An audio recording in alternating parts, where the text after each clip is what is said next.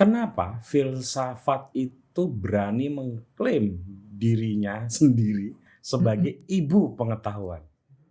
Jadi pandangan ini karena yang pertama menurut saya ndak ada ilmu atau pengetahuan apapun yang ndak mikir. Oke. Ya, jadi semua ilmu pasti tumbuh muncul dari aktivitas akal budinya manusia. Jadi yang pertama alasannya itu. Oke. Yang kedua, zaman dulu itu orang itu bisa disebut filosof kalau dia ilmunya sudah meliputi banyak disiplin ilmu. Oke. Jadi kalau sekarang kan filsafat itu seperti satu cabang ilmu Cabang tersendiri, ilmu. Ya, beda. ya, Kalau betul. zaman dulu enggak. Jadi kalau saya ngerti ilmu ini dan sangat mendalam semuanya itu, ini baru boleh kita sebut orang ini filosof.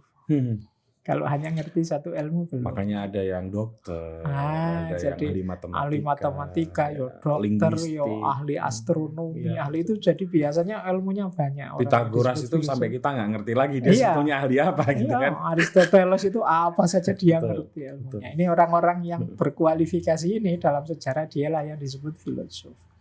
Makanya dari sini terus disebut ini induknya semua ilmu ya filosof.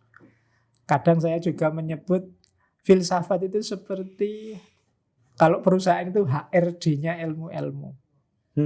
Ilmu itu kan barang jadi, sudah baku, pasti. Tapi kalau yang diajarkan di kelas-kelas itu kan, pengembangan ilmu ini kita butuh filsafat.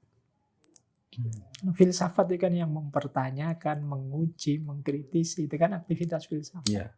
Tapi kalau ilmunya sendiri sudah dianggap jadi.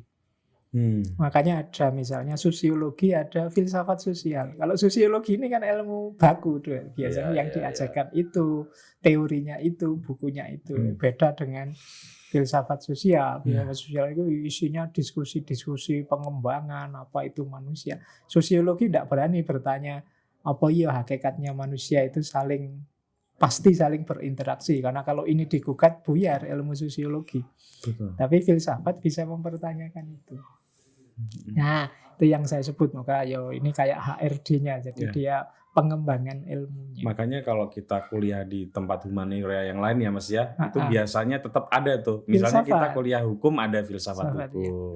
Bahkan nanti di barat tertentu S3 itu kalau bidang humaniora semua gelarnya PhD. Jadi filosofi berarti level ilmunya sudah level filosofi.